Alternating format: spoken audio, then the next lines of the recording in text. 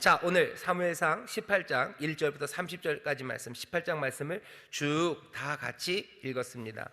오늘 이 말씀을 통해서 다윗 이야기를 우리가 이제 본격적으로 시작할 텐데요. 설교의 제목은 모든 것이 합력하여 좋게 되는 사람입니다.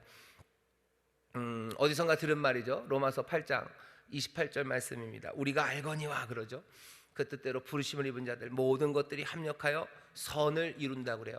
근데 선이라는 말 제가 몇 번 설교 때 여러 번 얘기했지만 선을 이룬다 할 때 이상하게 우리나라 말로 선이다라고 그러면은 그냥 마음이 비단결 같은 사람, 뭐 착한 사람, 뭐 순둥이 뭐 이런 식으로 선하다는 걸 생각해요. 근데 보통 성경에서 선하다는 말을 번역한 건요, 영어로 따지면 굿입니다. 좋다는 뜻이에요. 좋은 것이에요. 모든 것들이 합력하여 선을 이룬다는 건 좋게 된다는 겁니다. 굿이 돼요. 아주 잘 되는 겁니다. 그래서 일부러 그렇게 써놨어요. 모든 것들이 합력하여 좋게 되는 사람, 모든 것들이 합력하여 잘 되는 사람. 하나님이 우리를 그렇게 만들어 놓으셨어요. 왜냐? 이유는 하나입니다. 하나님이 우리를 향하여 품으신 뜻이 선하기 때문이에요. 거기에서 선도 마찬가지입니다. 하나님이 우리를 향하여 품으신 뜻이 뭐예요? 좋은 뜻이기 때문에 그래요. 우리가 잘 되는 뜻을 하나님이 품으셔서요. 그러니 우리가 기도하는 겁니다. 하늘 아버지에게 기도할 때 아버지의 뜻이 하늘에서 이루어진 것처럼 이 땅에서도 이루어지리라고 간절히 기도할 수 있는 이유는 그 뜻이, 아버지의 뜻이 우리에게 좋은 것, 우리가 잘 되라는 뜻이기 때문에 그래요. 우리는 조금의 의심도 없어요. 하나님께서 우리를 벌 주시려는 생각이 있으셨다면 우린 그렇게 기도할 수 없죠. 하나님의 뜻이 안 이루어져야 되죠. 그게 더 낫죠. 하지만 우리가 믿는 것은 하나님의 뜻은 우리를 향하여 재앙이 아니라 우리에게 좋은 것 주시려는 것, 정말로 우리가 알지도 못하는 좋은 것, 우리는 어쩌면 오해할지도 모르지만 하나님이 아시기에, 하나님이 시기에 아시는 가장 좋은 것으로 우리에게 주시기를 원하십니다. 그러니 우리가 기도하는 거예요. 아버지의 뜻이 이 땅에서 우리 가운데 이루어지기를 간절히 기도합니다. 모든 것들이 합력하여 좋게 되는 사람이 있어요. 이 사람은 그러니 누구겠습니까? 하나님의 선하신 좋으신 뜻, 그 뜻 안에 있는 사람이에요. 오늘 다윗이 그런 사람입니다. 우리가 그 앞에 봤죠. 하나님이 다윗을 향해서 좋은 뜻을 가지셨어요. 사실은 그건 다윗에게도 좋은 거고요, 그리고 또 이스라엘에게도 복이 되는 겁니다. 하나님이 우리에게 좋은 뜻을 가지신 건 우리만 잘 되고 우리만 행복하라고 그러시는 건 아니에요. 우리의 삶이 복된 것, 그것을 통해서요 세상 모든 사람들이 복을 얻게 하시는 그 선하신 뜻을 품으셨습니다. 사람들은 제로섬 게임이라고 그래서 누군가 잘 되면 누군가 못 된다고 생각을 해요. 그러니 내가 이기면 제가 지는 거예요. 뭐 그런 생각, 그렇게밖에 세상을 상상하지 못합니다. 하지만 하나님은 그렇게 얘기하지 않으셔요. 모든 것들이 다 뭐 제로섬으로요, 누가 많이 가지면 누가 가난하게 되고, 세상을 그렇게 만들지 않으셨죠. 그러려면 세상은 늘 똑같아야 돼요. 근데 하나님이 세상을 만드시고 없는 것에서 만들어내셔요. 그건 늘 있던 것 그대로가 아닙니다. 거기에다가 우리가 또 생명을 더 풍성하게 만들래요. 계속해서 더 플러스가 되는 거지. 누군가가 플러스가 되면 누군가가 마이너스가 되는 세상, 하나님은 그렇게 생각하지 않으십니다. 하나님이 우리를 잘 되게 하셔요. 그러면 남들이 못 돼요? 아니, 우리를 잘 되게 하시고 우리에게 선한 뜻을 품으셔서 오히려 세상 다른 사람들을 복되게 하시는 그 뜻을 품으셨습니다. 다윗을 향하여 품으신 뜻을 잘 보세요.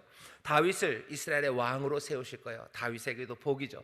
물론 이 복은 그냥 만사태평, 무사안일, 아무것도 안 하고 그냥 입만 벌리고 있으면 먹을 게 축축 들어오는 그런 건 아닙니다. 왕이 된다는 건 고생한다는 이야기예요. 나가서 싸워야 되고 고민해야 되고 그렇습니다. 하지만 그 모든 수고와 비교할 수 없는 기쁨이 정말로 왕에겐 있을 수 있어요. 다윗이 왕이 된다는 건 다윗에게 큰 기쁨이고 복입니다. 하지만 거기서 멈추진 않아요. 다윗을 이스라엘의 왕으로 세움으로써 이스라엘 전체 하나님이 주시려는 안전, 또 하나님이 주시려는 샬롬, 또 하나님이 주시려는 기쁨, 그것들을 가득 채우려고 하시는 겁니다. 하나님의 뜻은 늘 그렇게 아름답고 온전하시고 점점 더 풍성해져 갑니다. 사람들은 그래서 그렇게들 얘기해요. 예수 믿는 사람들 복 받으려고 그러면 지들만 복 받는다고. 아니, 우리만 복 받으려고 하는 거야. 우리가 복 받으면 니네들이 복 안 받는, 플러스 마이너스 돼서 뭐 결국은 제로가 되는 세상에서 니네만 복 받으면 우리는 뭐 어떻게 되냐, 그 얘기가 아니죠. 예수 믿는 사람들 복 받기 사모합니다. 왜? 내 삶에 하나님의 은혜가 가득하고 내가 기쁨이 충만해서 세상 많은 사람들에게 더 큰 기쁨과 복을 나눠줄 것 생각하면서 우리는 하나님의 복을 사모하는 사람들입니다. 누군가 우리에게 너희들 너무 이기적이다라고 얘기하면 아니라고 얘기해 주셔요. 내 삶에 채우시는 그 복이 뭐 아무 고생과 고난 없이 오는 것도 아니에요. 예수 그리스도의 삶이 복된데 그 삶에 뭐 무사 평탄합니까? 그렇진 않죠. 그래도 내 삶에 복이 가득해서 내가 세상에 복되게 하려는 사람이 우리들이지, 우리는 니네 것 뺏어서 뭐 하나님한테 잘 보여서 니네 것 뺏어서 우리 배 채우려는 사람들, 우리는 그런 사람들 아닙니다. 지난주 설교 때도 말씀드렸어요. 여러분들의 소망을 준비하셔요. 그리고 소망을 얘기해 주셔요. 누군가 예수 믿는 사람들이 이기적이라고 하면 아니라고 얘기해 주셔요. 우리의 소망은 정말로 어렵고 힘들어도 하나님의 복이 우리 가운데 가득하고 기쁨이 가득하고 평안이 가득해서 세상에 기쁨을 전하고 평안을 전하고 복을 전해서 더 풍성하게 하려는 것, 우리는 그 소망으로 살아가는 사람들이라고 얘기해 주십시오.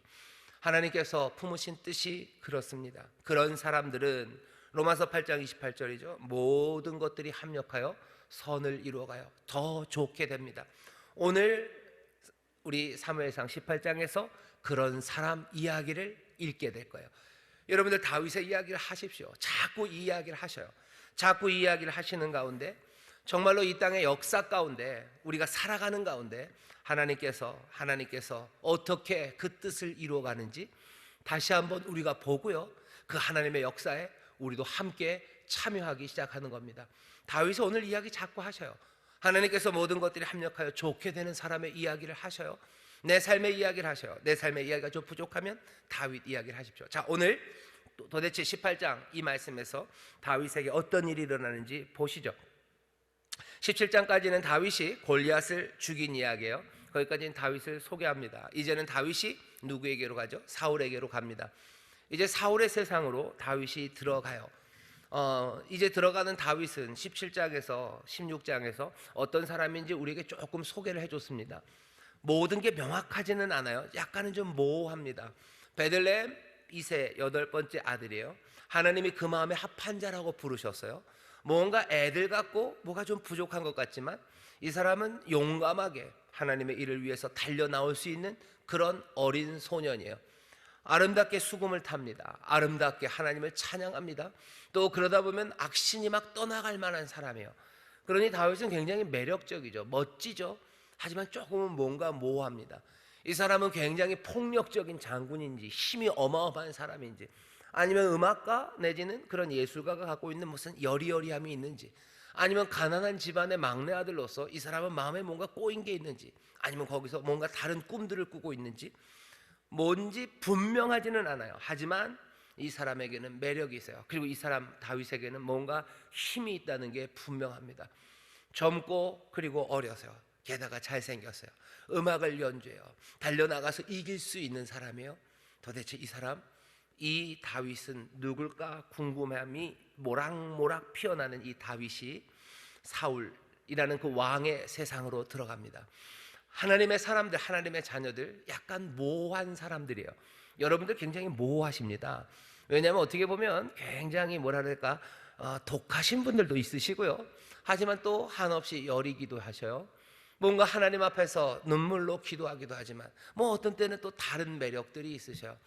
우리가 누군지를 얘기하는 게 쉽지 않습니다. 하지만 모두가 다 게다가 다르죠. 다윗이 여러 가지 일을 가진 것처럼 하나님의 사람들이 천편일률적이지 않아요. 여기 있는 저와 여러분이 뭔가 주 안에서 한 형제 자매가 되고 또 하나님의 자녀이지만 우리가 다 똑같습니까? 똑같지는 않죠. 다 조금씩 달라요. 누구는 좀 더 용감하시고 또 누구는 좀 더 차분하시고 여러 다른 삶의 모습들로 하나님 앞에 나와 있고 지금 그렇게 주님을 따라갑니다. 다윗도 약간의 모호함이 있어요. 그러니 우리의 여러 가지 다양함을 다윗에게 집어넣을 수도 있습니다. 사울에게 갑니다.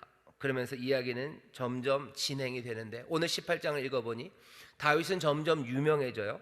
점점 더 사랑받습니다. 그리고 반대로 사울은 뭔가 인생이 꼬여가기 시작해요. 사울은 점점 두려워져요. 그리고 위협받기 시작합니다. 극명하게 갈려요. 사울은 어두워져 가고요. 다윗은 빛나가기 시작합니다. 빛나기 시작합니다. 사랑받기 시작하고 유명해져요. 여기 18장을 보면 두 종류의 관계가 시작이 돼요. 하나는 사울의 자녀들입니다. 사울의 자녀 셋이 나오죠. 하나는 큰아들입니다, 요나단. 그리고 큰딸 메렙, 그리고 딸 중에 하나입니다, 미갈이라는 딸이 나와요. 또 이쪽에는 이스라엘 사람들이 나와요. 이스라엘 백성들과 신하들이 나옵니다. 사울의 자녀 둘은 다윗을 사랑해요. 요나단이 사랑합니다. 미갈이 사랑한대요. 맏딸 메렙은 어떤지 몰라요. 맏딸은 애매하게 나왔다가 애매하게 사라집니다. 이스라엘 백성들은 뭐예요? 이 다윗을 사랑하죠. 이 다윗을 칭송합니다. 인기 많습니다. 영웅으로 치받아지고, 그리고 또 치받아지니까 칭송되고, 그리고 사람들의 사랑을 받아요. 결국은 사울의 자녀들 그리고 이스라엘 모든 백성들이 다윗을 사랑합니다. 정말로 사랑하고 존경하고 노래해요. 모든 것들이 보여주는 건 뭐예요? 다윗은 계속해서 지금 올라가고 있습니다. 다윗이 올라가요. 근데 다윗이 올라가는 일을 지금 18장에서 가만히 보면요, 다윗이 별로 18장에서 하는 일이 없습니다. 제일 뒤에 블레셋에 가서 블레셋 200명 자기 종자와 함께, 아마 그냥 둘이 가서 200명을 죽이고 왔어요. 좀 무시무시하긴 하지만 그런 영웅적인 행동이 있고요. 나머지 전쟁에 나갈 때마다 이겼다고 되어 있지만 그게 구체적으로 기록되어 있지는 않습니다. 구체적인 기록, 골리앗을 죽인 것 같은 그런 사건은 없는데도 불구하고 18장을 읽어보면 계속해서 다윗은 올라갑니다. 왜 그런지를 18장에서는 얘기해주고 있어요. 중간마다 한마디씩 거들죠. 여호와께서 다윗과 함께 하셨어요. 여호와께서 다윗과 함께 하시니 다윗은 계속 올라갑니다. 근데 여호와께서 그냥 다윗 옆에 가만히 서 계신 건 아니에요. 그 서 계신 여호와는 어떤 여호와입니까? 이전에 얘기하셨어요. 다윗을 이스라엘의 왕으로 세우시겠다고.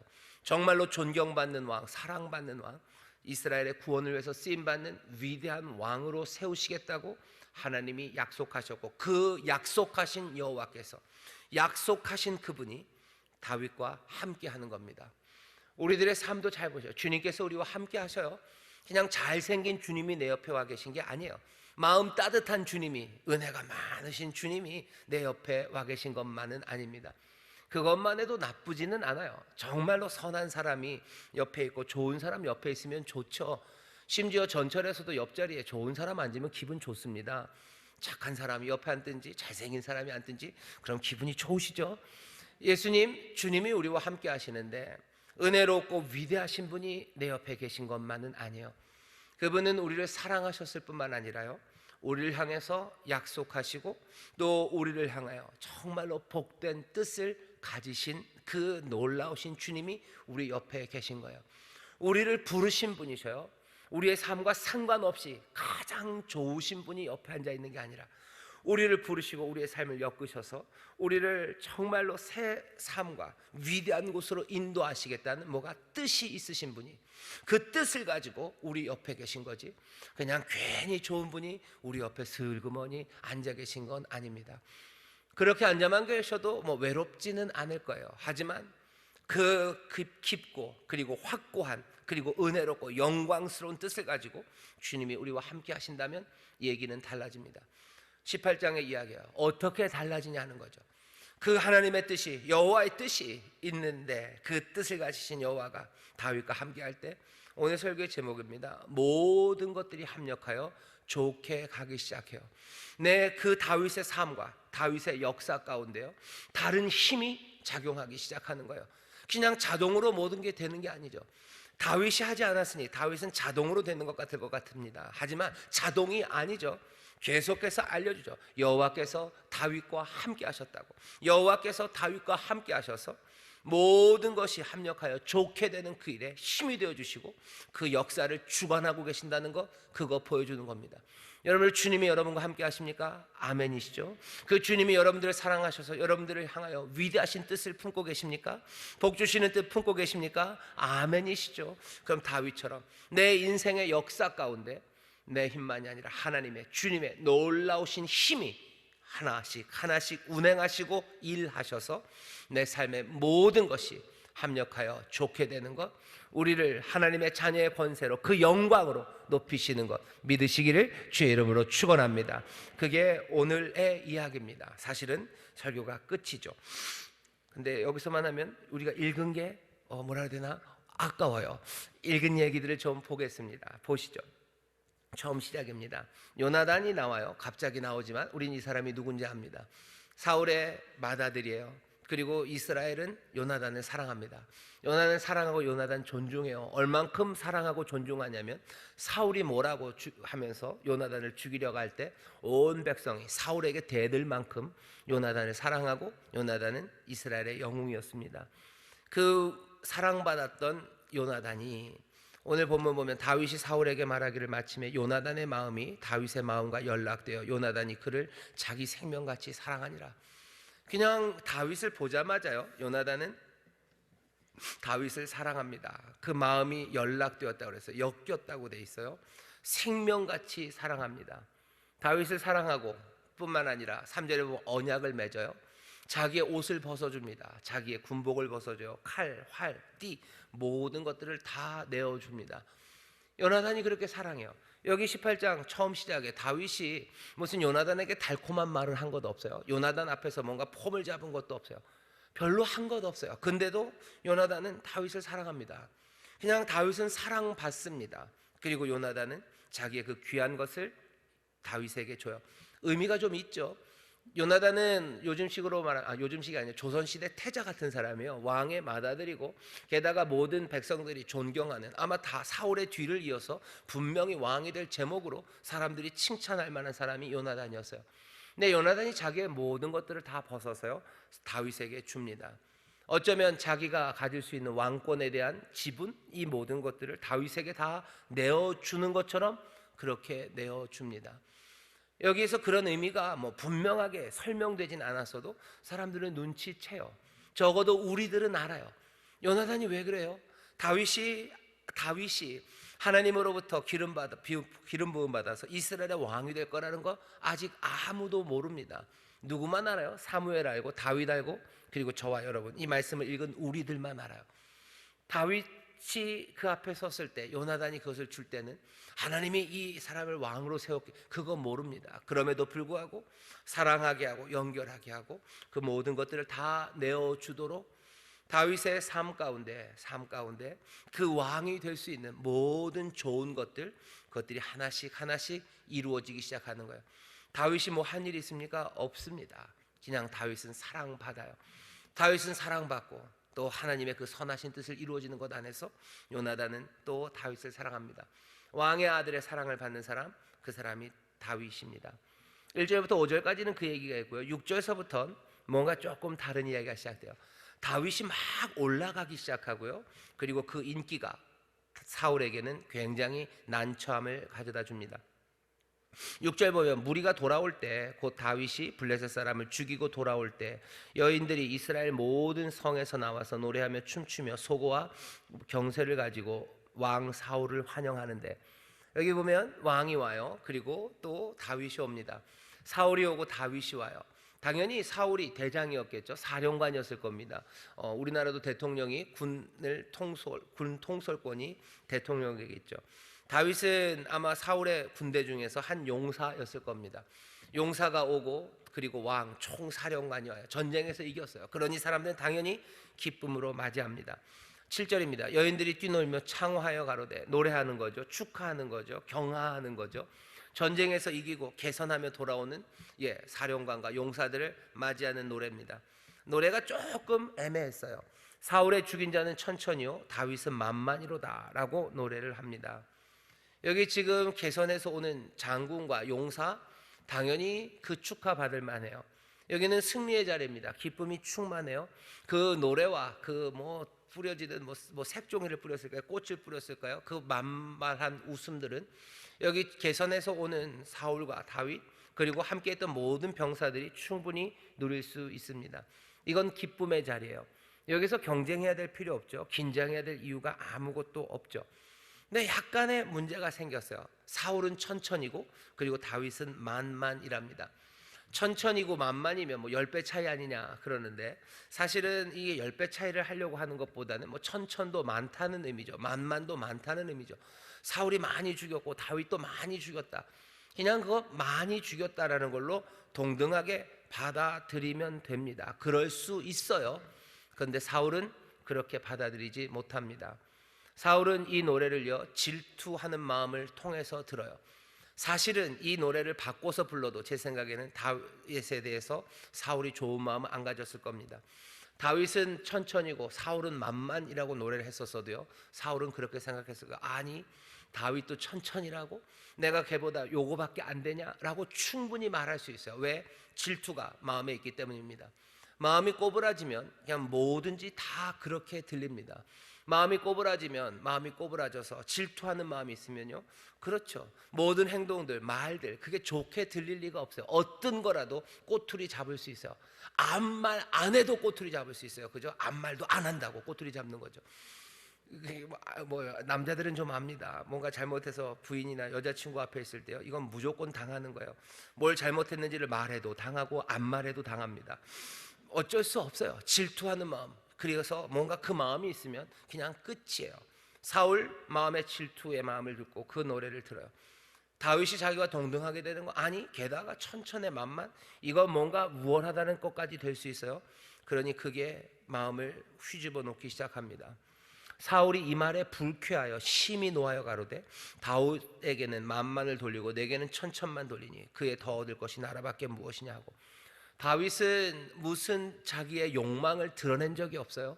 내가 왕이 되겠다고 어디 가서 떠들고 다닌 것도 아니고 사람들이나 아니면 백성들을 부추겼던 적도 한 번도 없어요. 그냥 기름 부음 받은 거 하나예요. 사무엘이 와서 기름 부은 거, 그게 끝이었고요. 그것을 자랑한 적도 없고, 그것을 무슨 내가 그 얘기를 듣고서 난 진짜로 왕이 되겠다라고 결심했어, 뭐 그런 얘기도 없습니다. 그냥 기름 부음 받았을 때 성령이 충만하기만 하고 성령이 늘 그와 함께 하셨다는 것, 그것밖에 없어요. 골리앗이랑 싸우러 나갈 때 속으로 말할 수 있죠. 내가 기름 부음 받은 자니 여기서 내가 한번 뭔가 인기를 팍 얻어서 내가 사울보다는 좀 더 해가지고 어떻게 하겠다, 그런 얘기 아무것도 없어요. 골리앗이랑 싸우러 나갈 때도 그냥 정신없이 어린아이처럼 갔다가 그냥 그 분노로 하나님의 이름을, 여호와의 이름을 망령되이 말하고 모욕하는 그 사람을 향해서 달려갔을 뿐이지, 왕이 되겠다는 어떤 야망, 그런 거 보인 적도 없습니다. 야망을 말한 적도 없고 표현한 적도 없고 아무것도 없어요. 하지만 사울은 반대죠. 사울은 질투하기 시작하고요, 요 녀석이 왕이 되겠네, 모든 걸 다 가져서 사람들의 마음도 가졌고 모두 가졌고 이제 내가 걔한테 줄 수 있는 게 아무것도 없어요. 왕권 이거밖에 안 남았구나, 내 거 이거 뺏어가겠구나, 왕이 되겠구나. 사울은 그렇게 생각합니다. 다윗이 자기의 왕권에 대한 위협이에요. 그리고 경쟁자로 생각하기 시작해요. 한 번도 다윗은 그렇게 얘기한 적 없어요. 심지어는 백성들도 그렇게 생각하지 않는 것 같아요. 근데 사울만 그렇게 생각합니다. 다윗이 자기의 왕좌를 노리고 있다고 생각하는 거예요. 9절입니다. 그날 후로 사울이 다윗을 주목하였더라. 째려보기 시작하는 거죠. 가만히 보기 시작합니다. 재밌는 건 사울은 제대로 알았어요. 아무도 모르죠. 다윗이 왕이 될 거라는 걸 아무도 몰라요. 근데 사울만 지금 압니다. 왕좌를 차지하겠다는 거 알아요. 아마 그렇게 될 겁니다. 왜죠? 다윗이 말했기 때문이 아니에요. 하나님 여호와께서 그렇게 뜻하시고 의도하셨기 때문입니다. 모두가 모르는 그 상황에서 사울은 압니다. 그런데 재밌는 건 사울이 알긴 아는데요, 제대로 이해하는 건 아닙니다. 하나님께서 다윗을 왕으로 세우셨다는 걸 몰라요. 그러면서도 다윗이 왕이 될 거라고 생각하는 게 사울입니다. 이상한 아이러니가 여기 하나 있어요. 하나님의 뜻은 모르면서, 하나님이 기름 부으셨다는 건 모르면서도 왕이 될 거라고 아는 사람이 사울입니다. 모든 사람들 아무도 몰라요. 사울은 하나님의 결심, 그것들을 모르기 때문에 사실은 다른 사람들이 모르는 걸 알지만 결국은 아무것도 아는 게 아닙니다. 잘 보셔요. 사울을 잘 보셔요. 사울은 눈치를 챘어요. 다윗이 왕이 되는구나, 알아버렸죠. 하지만 뭘 몰라요? 뭘 이해 못합니까? 하나님이 뜻하셨다는 걸 몰라요. 그러면 뭔가를 제대로 안다고 하는 사람들이 세상에 얼마나 많습니까? 하지만 하나님의 뜻을 모르면 사실은 아무것도 모르는 거예요. 하나님의 뜻을 모르고 그냥 두려움과 염려와 시기와 질투 때문에 알아버린 사람들은요, 어떻게 합니까? 거기에서 계책을 세워요. 자기가 술수를 부리려고 해요. 그리고는 결국 거기에서 헤어나오지 못합니다. 하나님의 뜻을 아는 것, 하나님의 뜻을 이해하는 것, 그것이 가장 중요해요. 내 삶에 하나님의 선하신 뜻이 있다는 것, 하나님이 내게 복 주신다는 것, 내가 그걸 알면 내 삶이 정말로 하나님의 인도하신 가운데, 하나님의 복 주신 가운데 순탄하게, 뭐라 그래야 되나, 선한 것 꿈꾸면서 용감하게 나아갈 수 있는데, 하나님의 선하신 뜻을 모르면 어떻게 돼요?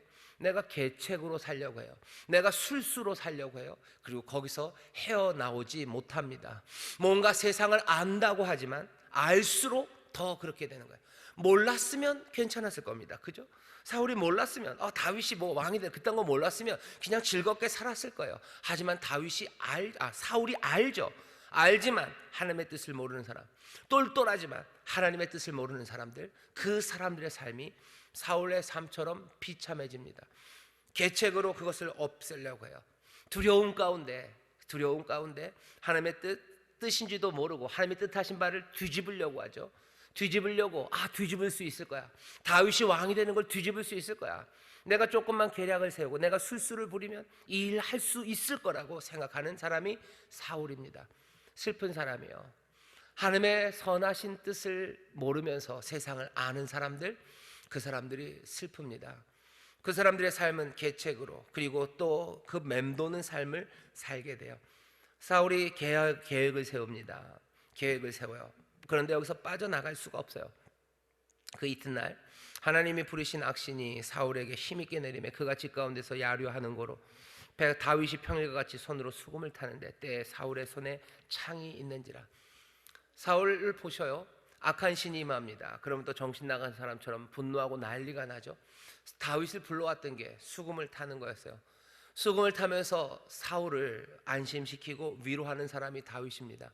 하지만 또 동시에 그 다윗이 사울을 격발시키는 사람이에요. 그 사람에게서 위로받고, 그리고 그 사람이 또 자기를 격발합니다. 그러니 어떻게 할 수가 없어요.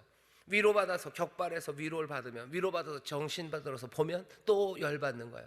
맴도는 삶이죠. 이 순환에서 빠져나올 수가 없습니다. 뭔가 똑똑한 사람들이요, 그 사람들 위로받습니다. 하지만 또 분노하는 거예요. 거기서 헤어나오지를 못해요. 헤어나오지를 못하는 거죠. 그러니 뭐 창 던지고 이상한 일 합니다. 해결이 안 되는 거예요. 하나님의 선하신 뜻을 모르면서 세상을 아는 사람들, 그 사람들 굉장히 슬픕니다. 그냥 모르면 그냥 괜찮을 텐데 세상을 알아버린 거죠. 세상이 위험한 곳인 걸 알아버린 거죠. 세상이 두려움이 가득 찬 것이란 걸 알아버린 거죠. 그러면 돌기 시작하는 거예요.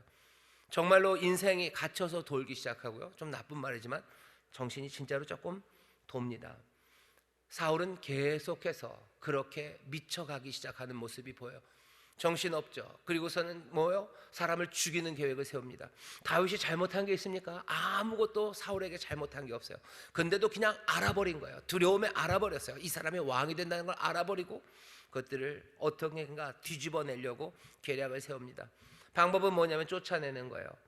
스스로 이르기를 내가 다윗의 벽에 박으리라고 창을 던지지만 2번이나 피하고. 12절 여호와께서 사울을 떠나 다윗과 함께 하심으로 사울이 그를 두려워한지라. 13절 그러므로 사울이 그로 자기를 떠나게 하고 천부장을 삼음에 그가 백성 앞에서 출입합니다. 내 앞에 있어서는 안 되겠어요. 군대로 보내는 거예요. 전쟁터로 보내는 거예요. 거기 가면 죽겠지 하고 보냈어요. 천부장을 삼아서 보냅니다. 보냈는데 그 일이 사울의 뜻대로 안 돼요. 전쟁터 나가서 죽어라 그러고 보냈는데 갈 때마다 백성 앞에서 출입하며 모든 일을 지혜롭게 행합니다. 백성 앞에서 출입했다는 건 나가고 들어와요. 천부장이 왜 나갑니까? 전쟁하러 나가는 거예요.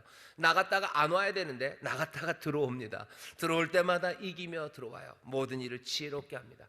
사울은 다윗이 나가서 죽으라고 전쟁터에 천부장으로 보냈는데 다윗은 들어올 때마다, 나갈 때마다 또 승리하며 들어오고, 들어올 때마다 사람들은 노래 부르죠. 그 모든 일을 지혜롭게 해요. 왜? 여호와께서 그와 함께 하셨기 때문이에요. 여호와께서 그와 함께 하실 때 어떻게 함께 하신 거예요? 이 다윗을 이스라엘의 위대한 왕으로 세우시는 그 뜻을 이루기 위하여 여호와께서는 그 놀라우신 능력과 힘으로 다윗과 함께 하시며 그 모든 좋은 것들을 다윗에게 줍니다. 사울의 뜻대로 됩니까? 아니요, 사울의 뜻대로 되지 않습니다. 책략과 술수로 됩니까? 안 됩니다. 왜? 여호와께서 다윗과 함께 하시기 때문이에요. 여호와께서 주께서 다윗을 향한 선하시고 아름다우신 뜻이 있기 때문이고, 그 뜻은 그냥 뜻으로 액자로 걸려 있는 것이 아니라 함께 하시는 힘과 능력으로 인도하시고 승리하게 하시고 좋은 것을 가져다 주십니다. 다윗은 지금 그렇게 살고 있어요. 사울이 뭘 해보려 하지만 안 됩니다. 안 됩니다. 여호와가 함께 하시니 안 됩니다. 백성 앞에서 출입하고 모든 일을 지혜롭게 합니다. 사울이 다윗의 크게 지혜롭게 행함을 보고 이제 그를 두려워합니다. 자기도 알아요. 두려워해요. 이건 뭔가 다른 거예요. 두려움에 또 뒤집어 보려고, 그 두려움 가운데서도요, 그것들을 뒤집어 보려고 그 아슬아슬한 가능성에 매달립니다. 떨며 그 가능성에 매달려 내 이 책략과 술수가 이루어질 거라는 것을 두려워하며 하고 있어요.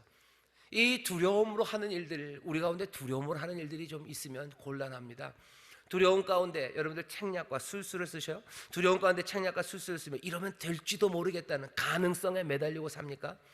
오늘 본문을 보면요, 여기 사울은 가능성에 매달려 내가 이렇게 하면 어쩌면 이렇게 되겠지라는 가능성에 매달리고요, 여기 다윗에게서 구체적으로 보이진 않지만 읽는 우리는 압니다. 다윗이 사울이 매달리는 아슬아슬한 두려움에서 나오는 가능성, 이건 실패할 거예요. 우리는 확신합니다. 우리는 분명히 압니다. 왜 알아요? 여호와의 뜻이, 주의 뜻이 무엇인지를 들었기 때문에요. 기름 부으셨고 주께서 다윗을 왕으로 만드실 걸 우리는 확신하기 때문에 이 사울의 아슬아슬한 가능성에 매달리는 이 책략은 실패할 거고, 온전히 하나님께서 다윗에게 품으신 그 뜻대로 다윗을 왕으로 삼아 가실 거고, 다윗에게 하나님이 좋은 것 주실 것, 그것은 우리는 확신합니다. 믿음이 있는 거예요. 의인은 믿음으로 삽니다. 우리의 믿음의 근거는 어디서 오는 거예요? 우리의 믿음의 근거는 그러니 세상에 대한 두려움 때문에가 아니야, 세상의 가능성 때문이 아니야, 내가 책략과 술수를 부릴 수 있는 뭐가 있기 때문에 내가 믿음으로 사는 게 아니라 늘 하나님의 뜻, 주님의 선하신 뜻, 그것 믿는 사람들, 그 사람들이 확신으로 사는 사람들입니다. 우리는 무엇으로 살아요? 두려움의 가능성에 어떻게 그냥 빌붙어 삽니까? 아닙니다. 우리는 믿음으로 사는 사람들인 줄 믿습니다. 주님의 약속을 믿는 믿음으로 확신 가운데 사는 사람들인 줄 믿습니다. 그 믿음이 우리 가운데 있어요. 그러니 우리는 소망한다고 말하는 거예요. 절망의 세상에서요, 모든 사람들이 절망하고 어쩔 줄 모를 때 여기 믿음으로 사는 사람들, 그래서 끝까지 소망을 품을 수 있는 사람들, 그러니 주가 우리를 사랑하신 것처럼 그렇게 얼마든지 여유 있게 기쁨과 감사로 사랑하며 복되게 살아갈 수 있는 것, 그건 왜 그런 거예요? 주의 뜻이, 주의 선하신 뜻이 우리 가운데 분명하게, 그 놀라우신 약속이 우리 가운데 있기 때문인 줄 믿습니다. 주님의 뜻, 주님의 약속을 놓치지 마시기를 주의 이름으로 축원합니다. 다윗을 왕 삼으신다고 하신 것처럼 우리에게도 약속을 주셨어요. 하나님의 자녀로 살아가는 권세를 우리 가운데 주신 줄 믿습니다. 왕 같은 제사장으로 부르신 줄 믿습니다. 하나님의 아름다운 덕을 선전하게 하시는 줄 믿습니다. 우리를 그리스도, 놀라우신 그리스도의 영광에 참여하게 하시겠다고 우리를 그렇게 부르셨으니 그 뜻을 이루시는 줄 믿습니다. 이 믿음, 확신으로 살아가는 거예요. 여호와께서 주가 살아가시고 주가 그 뜻을 보이신 이들은 세상에 두려운 가능성에 매달리지 마셔. 책략과 술수, 그런 것들, 잘하면 요거 될지도 모르겠다라는 고기에 매달리지 마세요. 사울은 지금 계속해서 거기에 매달립니다. 내가 쫓아내면, 내가 창을 던지면, 빈틈에 창을 던지면 어떻게 되겠지? 아니요, 그렇게 되지 않아요. 그 가능성, 사라집니다. 다윗이 어떻게 했다는 것도 없어요. 다윗이 눈치가 빨라서 사울의 몸 움직임을 보고, 무협지 같은 거 보면 그런 거 나오죠. 사울의 눈치가 그래서 무슨 무공을 펼쳐서, 아니 그런 거 없습니다. 그냥 창 던졌는데 다윗은 그냥 피할 뿐이에요. 피하게 하실 뿐이에요.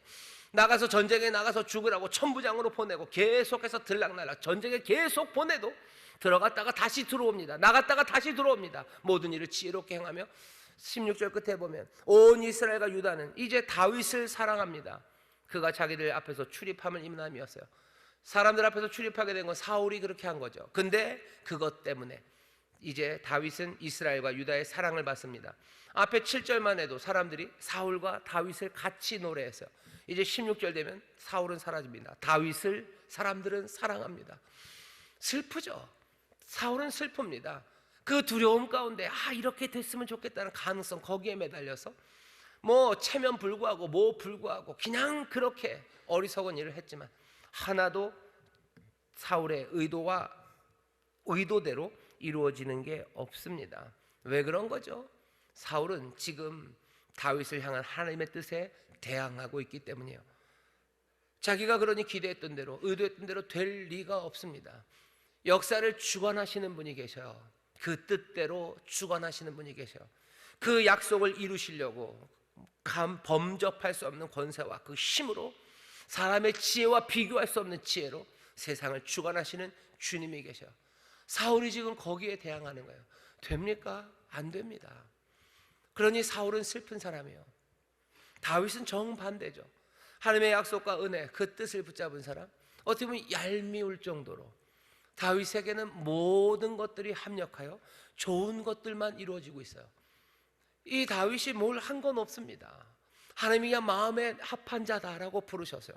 물론 알죠. 우리가 다윗이 갖고 있는 좋은 것들이 있습니다. 하지만 그것으로 충분합니까? 그것으로 충분하지는 않아요. 분명히 다윗에게도 뭔가 사울보다 나은 것, 훨씬 더 나은 것, 또 부족한 것 있습니다. 하지만 그 모든 것이 하나님의 이 특별하신 은혜에 대답이 될 수는 없어요. 하나님께서 그냥 마음에 택한 자, 내 마음에 든 그 사람, 내가 은혜 베풀 그 사람, 내가 그 사람을 불렀대요. 하나님이 부르셨냐가 중요한 거죠. 부르시는 것 안에 내가 무슨 조건을 갖췄냐는 아니에요. 여기 있는 우리들도 마찬가지입니다. 저와 여러분들도 사람들이 다 다르셔요. 여러분들은 저보다 훨씬 더 마음이 착하실 수 있으셔요. 예. 고개를 끄덕끄덕 하셔요. 아니면 또 아닐 수도 있으셔요. 하지만 중요한 건 뭡니까? 하나님께서 저와 여러분들을 부르셨다는 사실이에요. 하나님이 부르셨어요. 주가 우리를 부르셨어요. 나는 내 인생은 쟤보단 좀 나아요. 제가 70점이면 나는 80점은 됩니다. 70점, 80점이 그렇게 중요하지 않습니다. 사람이 무엇이간데 우리가 뭡니까? 우리가 뭐라고 우겨봐야 진토입니다. 우겨봐야 먼지입니다. 많이 살아야 70년, 80년. 요즘은 좀 더들 사셔요. 우리가 해봐야 태어나서 정말로 그냥 내버려두면 며칠 살 수도 없는 사람들이 우리들입니다. 우리가 달리면 얼마나 달립니까? 우리가 살 수 있으면 또 할 수 있는 일들이 얼마나 많습니까? 우리가 착하면 또 얼마나 착합니까? 우리가 훌륭하면 얼마나 훌륭합니까? 하지만 하나님께서 우리를 어떻게 하셨어요? 부르셨어요. 이 부르심의 대가를 몽땅 다 치르고 부르셨어요. 사랑으로 부르셨어요. 은혜로 부르셨어요.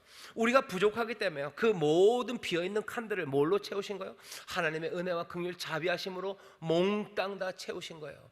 이걸 채우시려고요, 자기의 아들을 보내시고 아들의 피와 살, 그 모든 사랑, 은혜, 감당할 수 없는 그 귀하신 것으로 이 모든 것들을 채우셔서 정말로 죽을 수밖에 없는 사람들을 살리셨어요. 진토인 우리들을요, 하나님의 자녀가 되는 권세를 주시고 우리들에게 그리스도 하나님의 아들의 그 놀라운 영광에 참여할 그 후사가 되게 하셨어요.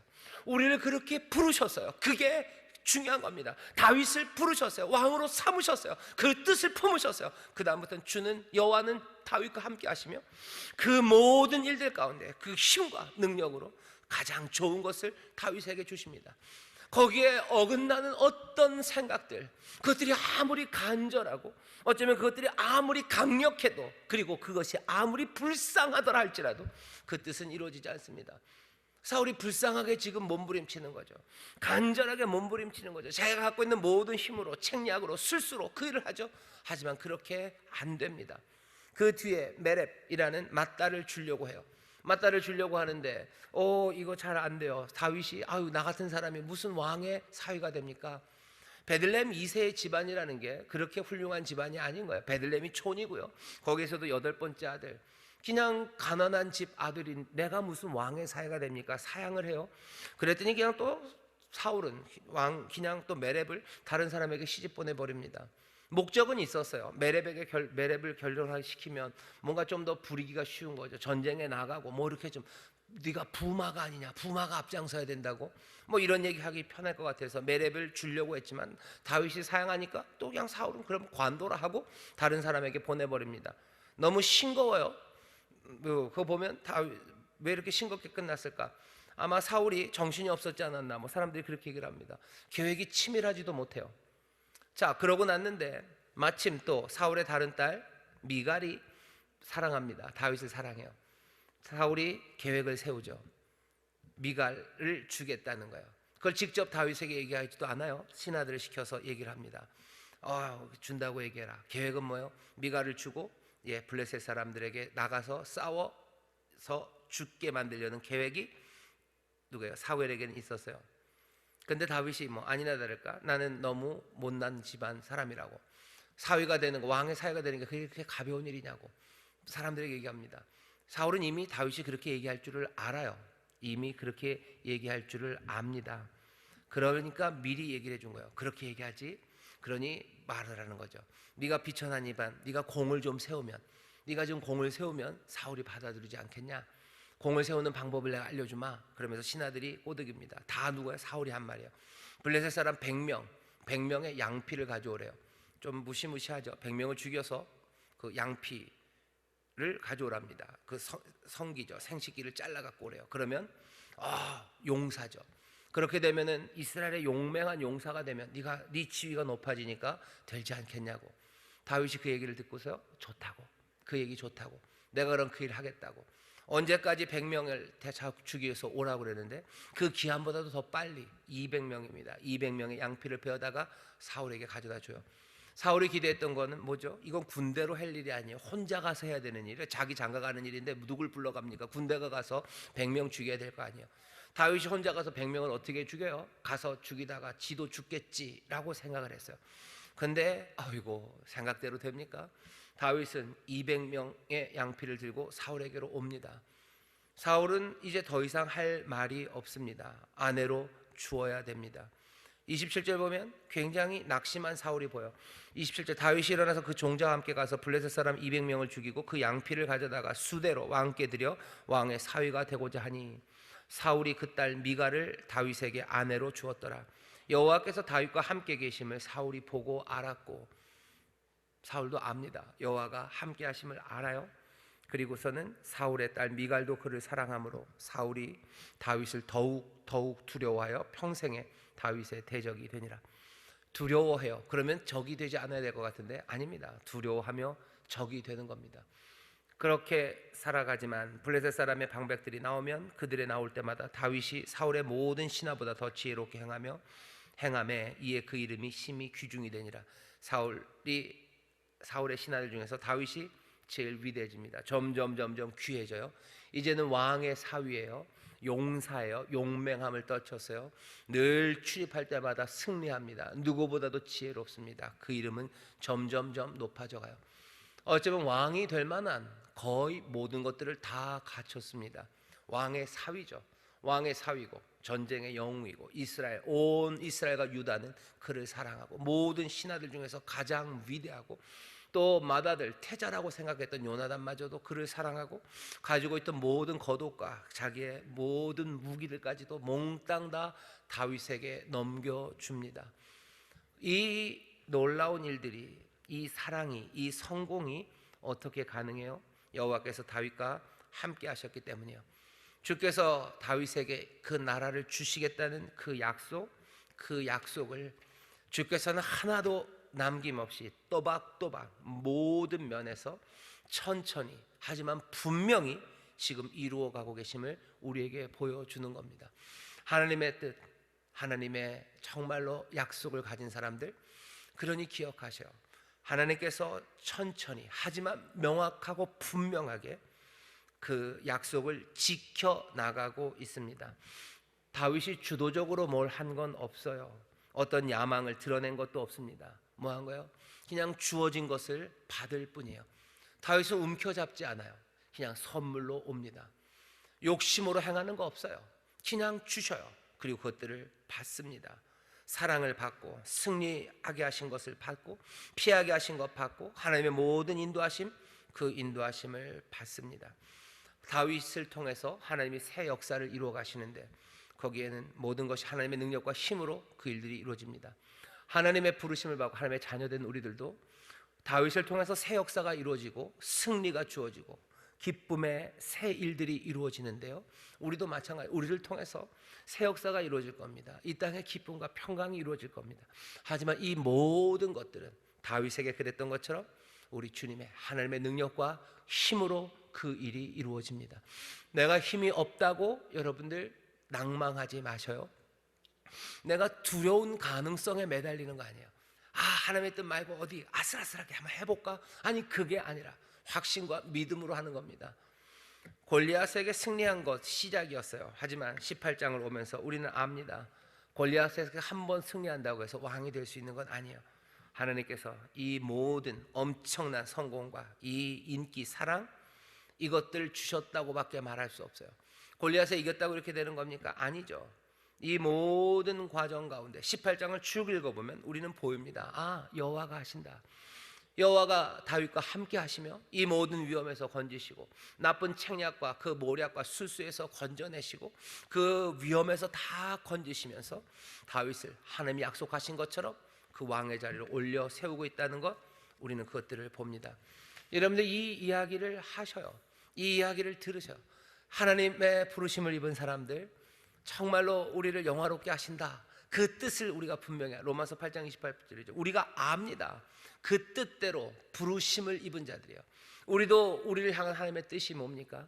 우리를 의롭게 하셨을 뿐만 아니라 영화롭게 하실 거라는 것, 그리스도와 함께한 후사가 되게 할 거라는, 그리스도가 누리셨던 그 귀하신 영광과 평강과 기쁨과 그 찬란함, 그 생명을 우리도 누릴 거라는 것, 그 뜻으로 우리를 부르셨어요. 그러면 그 뜻대로 이루어 가실 줄 믿습니다. 거기에 거역하는 어떤 것도 무너져 내릴 뿐이에요. 거기에 반대하는 것들은 미쳐갈 겁니다. 세상이 왜 미쳐가는 줄 아세요? 하나님의 뜻에 어긋나 가기 때문이에요. 사울이 미쳐가듯이, 그리고 결국은 사울이 죽듯이 하나님의 뜻에 어긋난 모든 두려움에서 행하는 책략과 술수들, 하나님의 뜻 말고 다른 것들을 이루려는 시도들, 그것들은 죽든지 아니면 사울처럼 미쳐갈 겁니다. 슬픈 일이죠. 사울이 슬픈 것처럼 이 땅이 그렇게 미쳐 돌아가는 것, 아니면 그렇게 죽어가는 것, 절망이 점점 깊어가는 것, 그건 불쌍한 일입니다.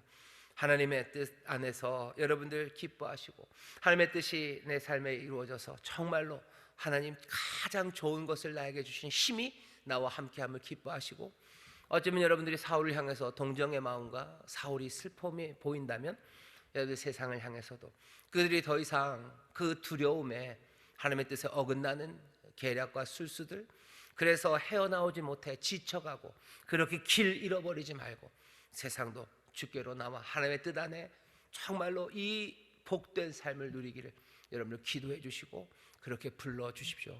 주께서 우리에게 오셔서 하셨던 일이 바로 그 일이십니다. 아버지의 뜻을 알리시고 그 뜻으로 믿음으로 나오라고 부르시고 여전히 사랑하시며, 어쩌면 죽어가는 사람들, 어쩌면 점점점 미쳐가는 사람들, 두려움 가운데 어쩔 줄을 모르는 그 사람들, 죄와 악에서 헤매고 있는 사람들, 그 사람들을 부르시고 계십니다. 기쁨으로 내 모든 삶에 좋은 것 주신 하나님 안에서 기뻐하셔요.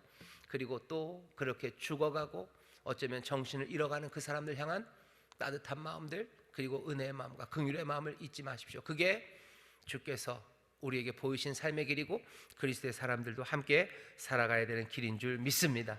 확신에 차시고 그리고 또 긍휼을 보이십시오. 주께서 우리 가운데 역사해 주실 줄 믿습니다.